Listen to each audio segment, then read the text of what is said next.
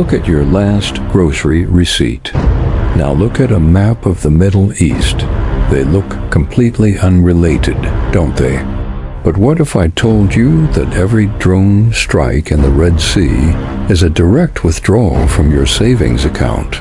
What if I told you that the war over there is actually a war on your dinner table over here?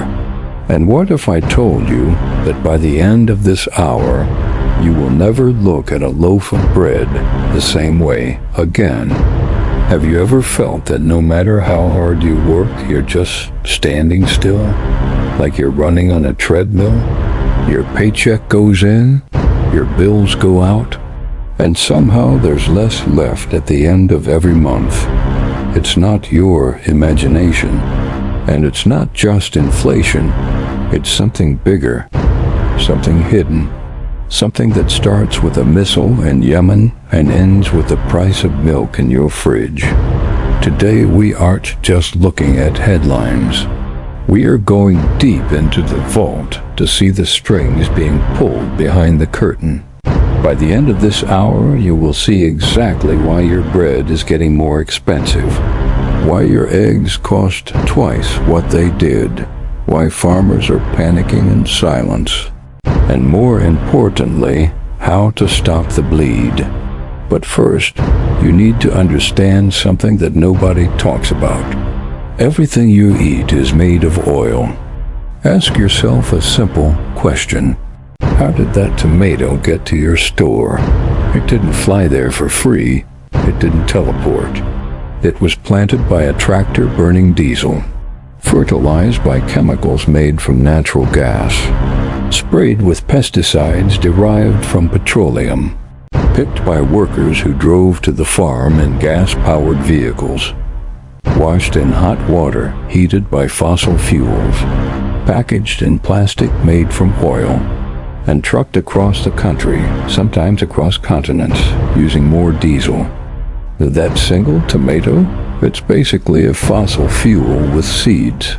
And here's the part that should terrify you. When conflict flares in the Middle East, oil doesn't just get expensive. It becomes a weapon. We've seen this before. In 1973, the Arab oil embargo quadrupled prices overnight. In 1979, the Iranian Revolution sent shockwaves through every economy on Earth. But here's what nobody tells you. Those were regional conflicts with regional impacts. This time is different. In 1973, the global population was 4 billion. Today, it's 8.2 billion. In 1973, a few countries imported most of their food. Today, almost every nation depends on global supply chains. We are more connected and more fragile than ever before. And right now, as we speak, the Strait of Hormuz, the artery that carries 35% of the world's seaborne crude oil, is under threat. The World Bank reports that Brent crude oil futures have surged 60% compared to pre-conflict levels. Natural gas is up 70 to 90%. But here's what the headlines miss. It's not just about gas prices at the pump. It's about the invisible energy that runs through every single thing you consume. When oil goes up, fertilizer goes up. When fertilizer goes up, food production goes down. When food production goes down, prices go up. And when prices go up, people go hungry. It's a chain reaction, and you're feeling it at the checkout counter right now. The World Bank's chief economist, Indermit Gill, said it perfectly. The war is hitting the global economy in cumulative waves. First through higher energy prices, then higher food prices, and finally higher inflation, which will push up interest rates and make debt even more expensive. He added something chilling. The poorest people, who spend the highest share of their income on food and fuels, will be hit the hardest. But here's the thing. Even if you're not poor, even if you're middle class, even if you're doing okay, this wave is coming for you too. Because the next wave isn't just about oil. It's about the very roads your food travels on. Imagine a single door, one door, and 15% of everything the world trades has to walk through it. Now imagine that door is being guarded by drones, missiles, rebel groups with nothing to lose. Welcome to the Red Sea. The Red Sea isn't just a shipping lane. It's one of the most heavily trafficked arteries of global trade. It links the Mediterranean to the Indian Ocean through the Suez Canal and the Bab el-Mandeb Strait. It handles 25 to 30% of all container shipping, 12% of seaborne oil, nearly 8% of LNG, and 8% of global grain trade. The Suez Canal alone sees over 21,000 ship transits per year. That's close to 60 ships every single day. But since late 2023, Houthi rebels in Yemen have been attacking commercial vessels, and the shipping world has been forced to make an impossible choice. Risk your crew, your cargo, your ship, or take the long way around. The long way around means sailing around the Cape of Good Hope in South Africa. That adds roughly 3,500 to 4,000 nautical miles. It increases transit time by 10 to 15 days. And here's the math that matters. According to J.P. Morgan, rerouting around Africa increases transit times by roughly 30%, which translates to an approximate 9% reduction in global container shipping capacity. It's like removing a huge chunk of the world's fleet without actually removing any ships. And the costs? During recent Red Sea tensions, container freight rates surged dramatically. Spot rates on Asia-Europe routes increased nearly fivefold. Rates from China to the U.S. rose by more than 100 to 140%. At their peak, freight costs for a standard container from China to Northern Europe approached $6,000. But here's what the news doesn't show you. When shipping companies lose millions, they don't eat those costs. You do. Every extra day at sea, every extra gallon of fuel, every extra insurance premium, every security escort. It all gets passed down the chain, from the shipping company to the importer, from the importer to the distributor, from the distributor to the store, and from the store to you. The UN Conference on Trade and Development warned that high freight rates are straining global supply chains and threatening vulnerable economies. But it's not just about shipping costs. It's about what happens when the ships stop coming altogether. Daily container ship traffic through the Red Sea has fallen from over 100 vessels to around 40 ships at certain points. That's a decline of more than 50%. European ports initially saw a 25% drop in arrivals. And when ships don't arrive, shelves don't get restocked. Why are we seeing out-of-stock signs more frequently? It's not a lack of food in the world.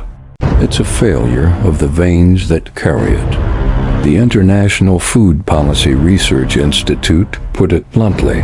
The current crisis is disrupting shipments of grains and other key commodities from Europe, Russia, and Ukraine. This can raise the costs of imported products for consumers and lower prices paid to producers, posing risks to already precarious food security. But wait, it gets worse, because the ships aren't just carrying finished food. They're carrying the one thing that makes modern farming possible. And without it, the soil itself goes hungry. There is a silent panic among farmers right now, and most people have no idea it's happening. Fertilizer prices have tripled in some regions. But here's why that should terrify you, not just as a consumer, but as someone who needs to eat. Modern farming is a miracle of chemistry. We don't grow food with sunshine and good intentions. We grow it with nitrogen, phosphorus, and potassium, the three pillars of industrial agriculture, and all three are made with fossil fuels. Nitrogen fertilizer is produced through the Haber-Bosch process, which requires enormous amounts of natural gas. When natural gas prices spike, as they have by 70 to 90% in this conflict, fertilizer production becomes catastrophically expensive. The World Bank reports that fertilizer prices are projected to increase by 31% in 2026. Urea prices alone are expected to jump by 60%. Fertilizer affordability will fall to its worst level since 2022. But here's the timeline that should keep you awake at night. Day 0, conflict begins. Energy prices spike. Days 0 to 30, input costs surge. Fuel and logistics costs rise. Farm operating expenses explode. Days 30 to 60, the fertilizer shock hits. Gas-intensive nitrogen production slows. Fertilizer prices spike 50% or more. Farmers reduce application rates. Days 60 to 360, yield contraction. Reduced fertilizer use means declining crop yields. Tighter global grain supply. Days 180 to 360, food inflation. Supply scarcity drives cross-commodity price increases. Consumer food insecurity spreads. The FAO, the Food and Agriculture Organization of the United Nations, warns that insufficient inputs in the current planting cycle would lower output later in 2026 and into 2027. This crisis extends well beyond the immediate conflict. And here's the part that makes me angry. Countries like Qatar, Saudi Arabia, and the UAE, major fertilizer producers, have been forced to reduce production or suspend operations due to the conflict. On March 15, 2026, urea futures for shipment to Brazil were quoted at $690 per ton. That's a 60% surge from the start of the year. Brazil hasn't even entered its planting season yet. When it does, the demand will intensify.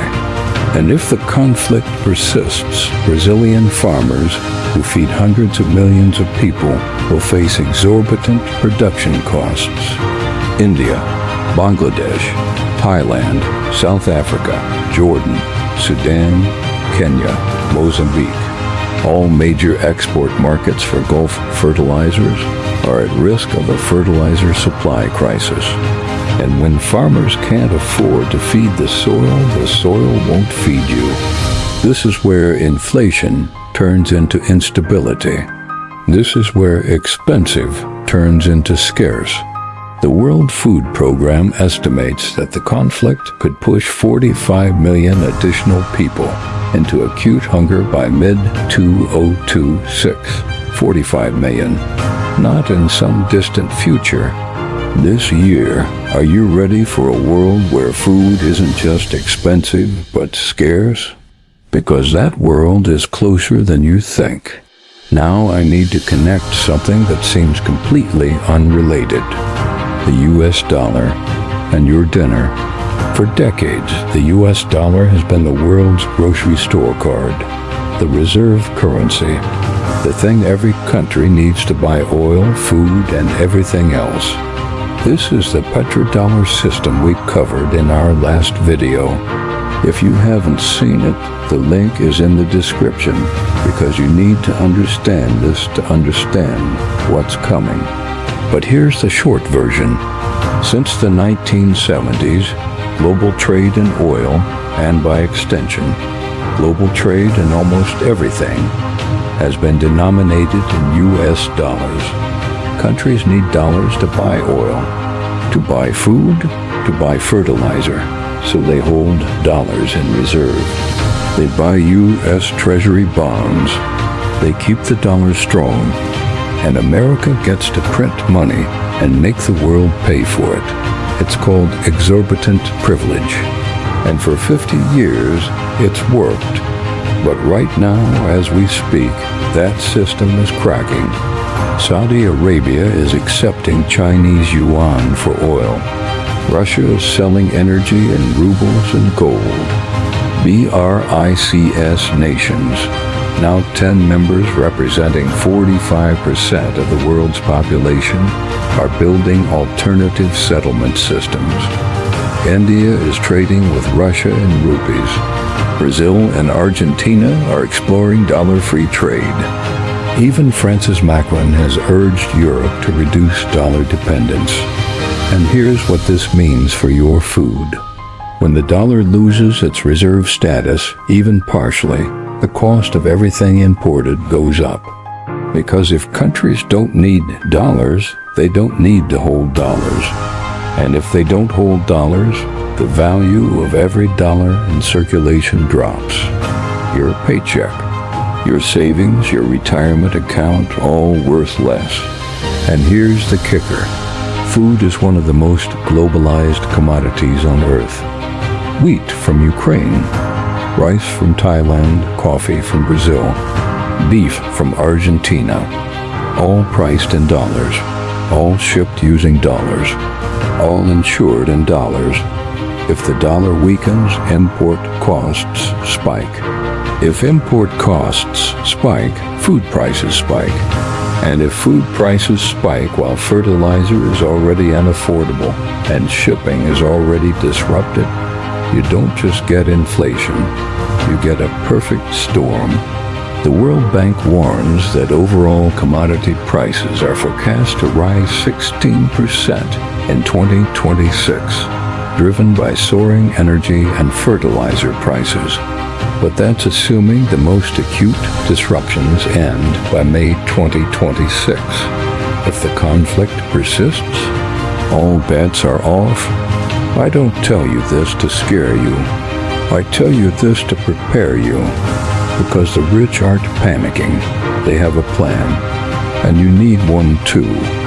Visual, 3 pillars appearing. Gold, diversification. Local, pillar 1. The gold and silver shield. I know this sounds like something your conspiracy-obsessed uncle would say, but hear me out. Central banks around the world are buying gold at record pace. China, Russia, India, Turkey, they're not buying gold because they like shiny rocks. They're buying gold because they're preparing for a world where paper money isn't trustworthy anymore. Gold doesn't pay interest. It doesn't generate dividends. But it also doesn't lose 10% of its value because a politician tweets something stupid. In a world of currency wars, trade wars, and actual wars, gold is the one asset that has survived every single one. Silver, too. It's not just precious. It's industrial. Used in solar panels, electronics, medicine. If you can afford to hold even a small amount of physical gold or silver, you're building a foundation that paper money can't erode. Pillar 2. Asset diversification. Don't keep everything in the bank. Don't keep everything in dollars. Don't keep everything in one country, one currency, one system. Consider foreign currencies from stable nations. Consider real assets. Land, productive equipment, things that generate value regardless of what the dollar does. Consider digital assets that operate outside traditional banking systems. The goal isn't to get rich quick. The goal is to not get poor slowly. Pillar 3. Local self-sufficiency. This is the most important one. The global system is failing.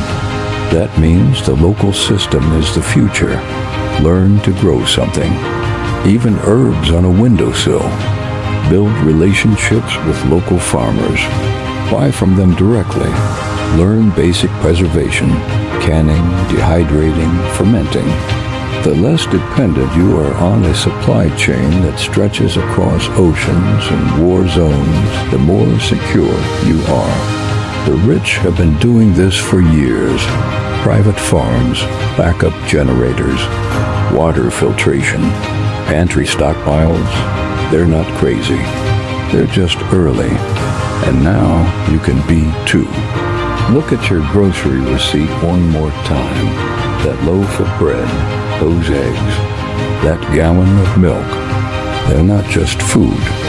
They're the end product of a global system so complex, so fragile, so interconnected that a missile in Yemen can raise the price of toast in Ohio. The war over there is a war on your wealth over here. The systems we trusted, the dollar, global shipping, just-in-time supply chains, cheap energy, are fraying. But knowledge is the ultimate asset. Understanding how the system works is the first step to protecting yourself from it. Visual, community of people, sharing, learning, preparing. We're building something here. A community of people who see the strings, who refuse to be manipulated, who prepare instead of panic. If this masterclass opened your eyes, subscribe. Hit the bell. Share this with one person you care about. Because the more people who understand this, the harder it becomes for the system to exploit us all. Stay vigilant, stay prepared, and remember, in a world of lies, the truth is the most valuable currency of all.